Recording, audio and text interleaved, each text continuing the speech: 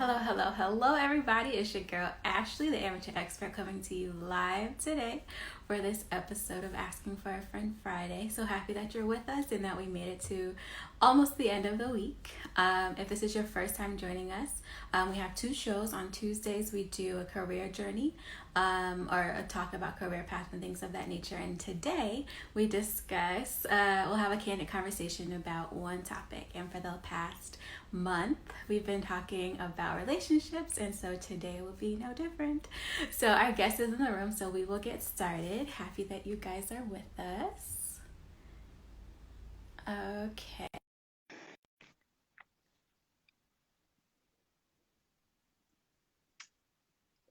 Maybe. Yes, connecting. Perfect. Hello, how are you? I'm doing well. How you doing? I am good, thank you. So I'm so happy that you're here because I was just having a conversation with my homegirl the other day, and we've been talking about relationships, and the topic came up of when did you know or when do you know that it's time to leave? And so I'm so happy that you're here so that we can discuss it. So, my dear friend, let's chat. Yes, absolutely. So yeah, I'm Lawrence, and really, it's really a hard question because when you are uh, starting out in a relationship, um, so I am married, separated, and the when I made the decision to okay, this is it for me to leave. Um, it had reached that point where the relationship in sense became toxic. Mm, And I think that you have to be a good judge of for yourself when is it now to that certain extent where if there isn't any distance created, will you cause more harm than good? yeah.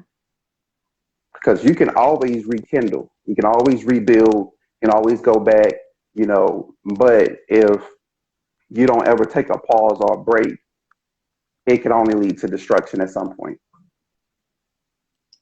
That is actually a really, really good point. And I think for me, I think everything is figure outable. And I've thought that in all of my relationships. Everything is figure outable. Like, come on, right? And so you're right. You have to come to the point where you're thinking, uh, is this going to, is us figuring it out going to have a positive outcome or a negative Right, outcome? Because right. you can continue and be toxic, or you can continue and thrive. Someone asked, "Do you think all relationships need a break?" That would depend on the individual because you have to be real careful when anyone says, okay, you know what, I got to get out because that effect it has on the other person because you may not be the one that's like, okay, I need to leave. We're unhealthy. We're toxic. We need to part ways. You might be the person that's like, no, we can work this out. We can make this happen. So imagine you're that person saying, no, we can work this out. We can make that happen. And Hmm. this person is leaving you. So now you have the stigma of he or she walked out on me. They abandoned me. So now you have abandonment issues. Whereas the other person wasn't trying to abandon you, Yeah. but more so trying to figure out what to do. If you've been going to counseling, if you've been trying to, you're going to your past, like if you're doing everything you feel like you can do and you have no other recourse, you may feel like I got to get out. So it really just depends on the individual and what they feel is best for them. That's a good point. And I think for me, going along this journey, I've had to um, I've had to assess all of my relationships, right? And Hmm. so I think what I've learned, the biggest takeaway from all of this, and so I am now divorced. I think my biggest takeaway from the divorce and all my other past relationships is that I didn't necessarily know my worth fully, Mm, right? yes. Yes. Yes. because I was thinking that I would be able to tolerate things that I shouldn't have to tolerate just Right. to, or like, I would compromise on certain things so that Mm. for the sake of figuring out and staying in a relationship that wasn't going to breed success, we'll say. Mm. Yes. Yes. Yes. That's um, a powerful word, compromise. Because if you look at the word compromise in your own actions, you're trying to show the person you're willing to do whatever. You're willing to uh, do this or do that, take this or take that. You're willing to fight. You're willing to do this. When you have to be careful because when does compromise switch over to sacrifice? yep, I Now, was going to say that. now you sacrifice yourself. Now you give up who you are, that individuality that this person should have fell in love with you in the first place about. You let that go in order for the greater good to Hmm. compromise. Yeah, and I think that's such a hard, can be a hard thing to determine, right? Because I think in Mm-hmm. most relationships, platonic or being in a relationship, um, I think that there's compromise in all types of Yes. relationships, right?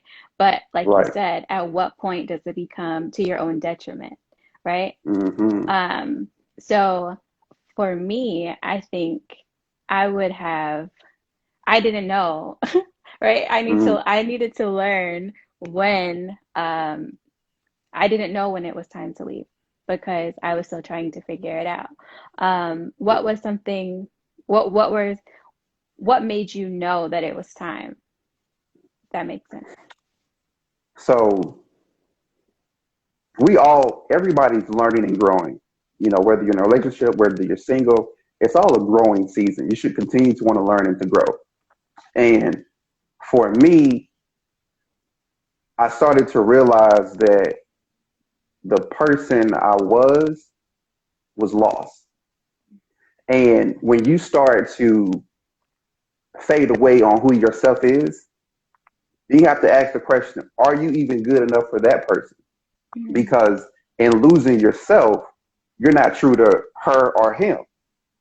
So now you have to make this facade, this fake person come up that isn't you, isn't who you are, isn't what you stand for. And that's not what they marry. That's not what, that's not who you're, in a relationship with. So when I realized that, okay, it's past a certain point that it shouldn't be.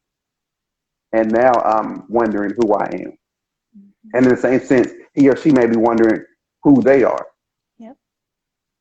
So the funny part of it, or I don't want to say the funny part, but the extreme part of it is who's going to be the bad guy? Because Well, in every relationship, are you going to be the person to be like, they left, they walked out, knowing like, okay, if this doesn't change, if this doesn't fix, it's going to end a lot worse than it would be me just leaving or, her just leaving. So now you have that stigma of I'm the bad guy, I'm the bad girl because I left. mm-hmm. And you got those people like, oh, they left you, they abandoned you, and all that stuff.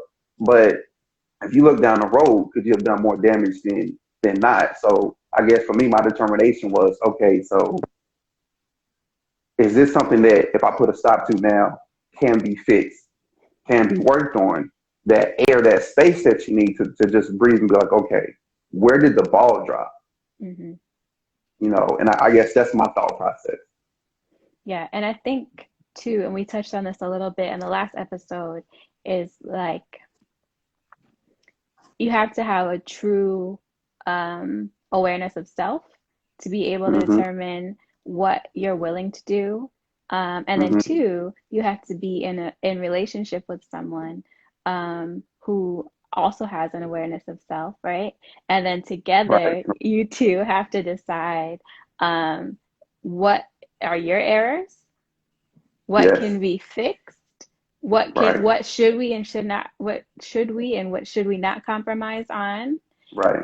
Right. um, Because I think a lot of times it's sort of like it's done, but not at the same time. That's a really good point that you make. I read it somewhere, trying to think where I read it at, but what they stated was, whenever you are in a relationship, one of your goals should be never to fall out of love at the same time. Mm. Because Whew. if if you're out of love but I'm in love, I know your worth. I'm gonna continue to fight. That fighting means gonna be like I'm not gonna give up. I'm gonna fight through, and it's gonna push you through. But if it ever get to the point where we both out of love at the same time, it's a wrap. It's Yeah, destiny. boy. Just throw it in trash. Just someone asked a question. How do you differentiate one's patterns from one's potential? Okay. Well, I'm more spiritual than anything, but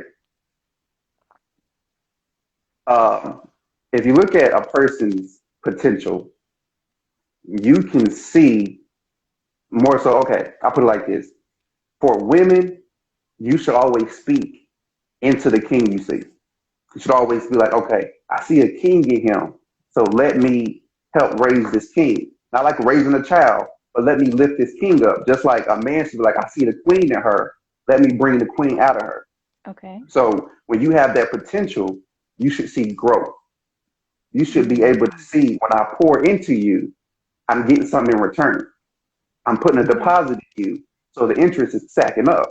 Okay. Whereas you see a pattern, it's consistent and it doesn't change. You can time it to know that when I do something, I say something, they're going to argue all the time. They're going to fight all the time. They have it once, like, you know what? Let me just, even if it's not my fault, let me take the blame for this. So that's how you kind of differ between the two, I think. That was a whole word. I have nothing to add. The thing is, I was really nervous. When you first started, I was like, oh man, I thought he was a friend to the show. And here he go talking about raising men. But okay, all right, I'm with you. Because I told the word raising, I get it. I totally get it. But it's it's it's so important to know that no one really is the full package when you get them. Like Hmm. you never get the perfect person. You know, the perfect person died on the cross a long time ago. Amen. You know, Hallelujah. so when you get someone, you got to understand they're going to come with flaws. What I always like to advocate is whenever you're looking for a man, look for someone who follows God, because in the marriage, the woman should follow the man when he follows God. You don't follow him blindly. You follow him knowing that he has a secure relationship with God, and he's going to guide the relationship and give a vision to this family that supports God's will. And with man, you want a woman that, okay, it's gonna be I know women's gonna Uh-oh. be like, Look, uh-oh. Here we really, go.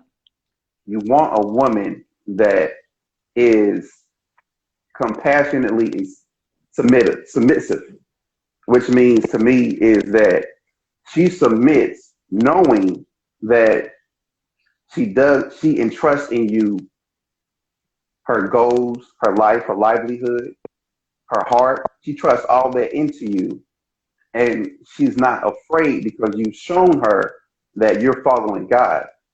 So if you're submitting to a godly man, Mm. then you are being guided not by the man, not by the flesh, but by God. That godly spiritual connection is going to take you to that next level. So, because a lot of women don't like the whole word submissive and stuff like that. And the reason why is because they're submitting to the wrong person. They're Mm-hmm. submitting to somebody who doesn't have your best intentions at heart, Mm-hmm. who isn't locked. Because a lot of times, whenever how it should be is if there's something going on between me and you, I go to God and pray. And if I'm praying, and if you're spiritually connected and you're praying, when I come back to you, it's going to be along the line that something you heard from God. Mm-hmm. So you know, oh, serious, he's right. Who would want that kind of man in their life? And who would want that kind of woman in their life? I agree. What I will say is I agree. You should not just be as our good friends at 518 Rebirth have said. You cannot just be submitting to anybody. Yes, I definitely co-sign. I definitely co-sign with that. Now, speaking of your spirituality, um, for me, I knew or I felt very much so led to be married, right? Hmm. I don't think, right? Because sometimes God talks and you don't be listening. So I don't think that I heard or I didn't hear clearly and loudly enough for me that it was time to leave. Did you have any of those whispers or things of that nature? Like, is it something? I'm sure it's something that you prayed about. Um, did you receive any like confirmation from God that it was time for you to go? Absolutely, absolutely. And when I prayed, my minister told me, whenever you pray to God, be careful of what you say. Don't pray to God and say, God, please um, fix this, please change this, please help that, or God, get me out of this situation, because you're now praying your will. You Mm, should say, God, whatever you wish, I'll follow, because you never know what His will is. And for me, when I pray like that, you see different things come up. You see things that kind of give you aha moments or hmm confirm what you're praying about and stuff like that. And again, you never know what God has. hmm So just because it's a pause in a relationship doesn't mean it's the end. hmm Or if it is the end, Well, no, I'm just kidding. or if it is the end, then you want to make sure that it's God leading you and not your emotions and your feelings. We hmm can get hmm caught up in our feelings real easy Yep. and be treated a certain way, and now we see blood. We want revenge. We get into our emotions. But when it's spirit led and God led, which is difficult, it is difficult because God's is a still small voice.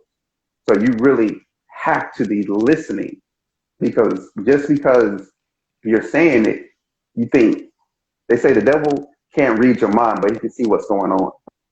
And by the action of what the devil sees, he can plant things into you. He can persuade you by certain things. So you got to be careful that you're not hearing from the devil, you're hearing from God. That's a very good point. Very valid points. And emotions definitely do get in the way. That's why I said, God definitely talks, but sometimes you're like, no, no, no, that wasn't really him. Like, or you want to be so connected with what you're feeling that you can't, you aren't spirit led. Or I wasn't, or I don't know what it was. But we have another question. Um, so now that you're now that you're clear that it's time to go, um, what are some of the things that you'll be looking for next go around, or like what are some of your non-negotiables? And did are you creating them based off of you're knowing now that it's time to go? So if you're speaking of as far as if I get back into the marriage and some of the things I go are just in a different marriage altogether, um, So well we'll go high level. So for you, Lawrence, based on um based on you knowing that it's time to go, right? mhm. Um, have you developed a new set of non-negotiables for yourself in relationship? Okay. So absolutely. I think whenever you go through something, if you don't want to go through it again, you got to pause and see what the mistakes were that you made in yourself and then the mistakes you allowed to happen. So when, for me, there are things now that I'm like, okay, this won't work for me. I know this about myself now. And that's the whole process of growing and learning. Is you know this about yourself and you're like, okay, this is not going to work for me. So going forward, whether I rekindle it or move on, it is this is what's going to happen. Mm-hmm. There should be certain things that, this involves my pure happiness. And if you're not okay accepting that, we can't move forward. Mm-hmm. So I think whenever you go through a situation, because you do not, the worst thing you want to do is go around that same mountain again. Like there's some people that get divorced and they're on their third and fourth divorce, and you get back in the marriage and it's the exact same it was when you left. Mm-hmm. Like, you got to figure out what the cycle is and break it. And in doing that, of course, I more so focus on God, putting God first and everything, reading the material, um, watching the videos and stuff like that, and then a lot of praying. And with that, sometimes you got to take quiet time. You can't pack your head with like videos and all this, because sometimes you got to be quiet and just hear what God has to say. Mm-hmm. That's a very good point. Um, so someone asked while we were on the subject, and I didn't see it till now, for you to sort of unpack and maybe go through the submission thing again. Okay. So I don't think that it's all about the olden days. Oh, she got to cook, she got to clean, she got to, she got to come home in some high heels and a Right. dress on and something. I come home like, that's not the case. That's not, because even in the Proverbs 31 woman, she was doing stuff. Out She was there making working, things happen. She was out working. She was getting there. it. You ain't Yeah. hearing no heels and no pumps or nothing like that. She was getting it in. But what I mean when I say submissive is, let's start like this. First, be submissive to God. Hear and listen to God to guide you to that godly man. And when you find that godly man, understand that sometimes there are going to be things that y'all don't agree on. So, are you strong in your faith enough to submit to his will? To be like, I may not agree with this, Mm-hmm. but as the head of my house, I trust in you and I'm going to follow your lead. That's what I mean by submissive. Mm-hmm. Are you willing to trust a man that says he follows God? Now, obviously, there are some morals and stuff like that that are going to play a part For where sure. it's like, okay, I have a relationship with God, because you got to keep your relationship with God. You have to keep your relationship with God. That's how you know I can still follow him. Mm-hmm. Because if you start saying some stuff that don't align with God, you need to be like, whoa, I'm not telling you not to say nothing, but you gotta be like, okay, hold up, because I'm not hearing that from God. It's a difference between submitting to the will of God for the man that He gave you versus just being blindly led. Correct. I agree. So that's what I mean by submitting.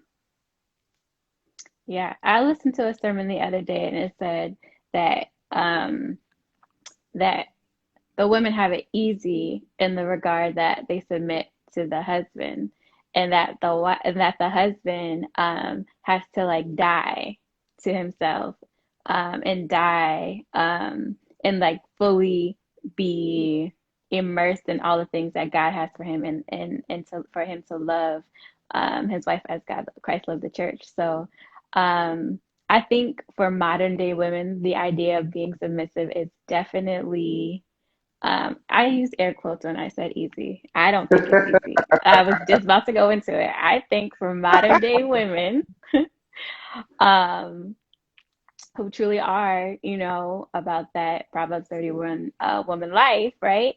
It's I think the model that was set for submissiveness is, it doesn't equate to the Proverbs 31 woman to me, right? And Mm-hmm. so it's I've heard Kev on stage, and Mrs. Kev on stage, the Fredericks, talk about um, being submissive in a way that together they come together with a mission, and then the the husband leads that mission and the wife submits to that. And that is something that I can subscribe to. Um, that is something that I can subscribe to. But I do think that it is important that the man that you marry has a very strong faith and that they are strongly connected. And again, have your best interest and your family's best interest at heart. Um, That's true. Now you said two things that kind of stood out. uh-oh. The first thing is you hear a lot about how the woman's got it hard, the man's got it hard. If you truly have two people who are really submitted and focused under God, it's a shared difficulty because Mm, I bet as a woman it's hard to entrust and submit to a man and be like, okay, I'm gonna follow this guy's will. You know, I'm gonna do this. I gotta watch my mouth. I can't just snap off the hinges. And you know, it's difficult. Women, I got you. I'm there. I understand. thank you, sir. I appreciate that. But also imagine and have sympathy for the man because if he's doing it right, he has to bear the weight of I have a whole person that's going to follow my lead, Hmm. which means if I make a mistake, it's not just impacting me; it's impacting the family. Mm, If I make the wrong decision, if I make the right decision, awesome. But if I don't, and it causes a huge problem, it's the weight and the pressure that men deal with, just as with the women. So it's kind of on the same playing field. And then also, like when you are in a relationship and you're doing it the right way and everything else, then the first stage, because you said that if you get on his will and his vision and stuff like that, that should have been taught before you even got married. Y'all should be finding out whether or not y'all on the same wavelength. that's Because right. if you know the kind of life that you want to live and the ideas that you have and the vision that you have, your mate from God is going to align in Hmm. those visions. They're Yep. going to help get you to those visions. So that vision talk really should be addressed in the courting stage. Very, very good point.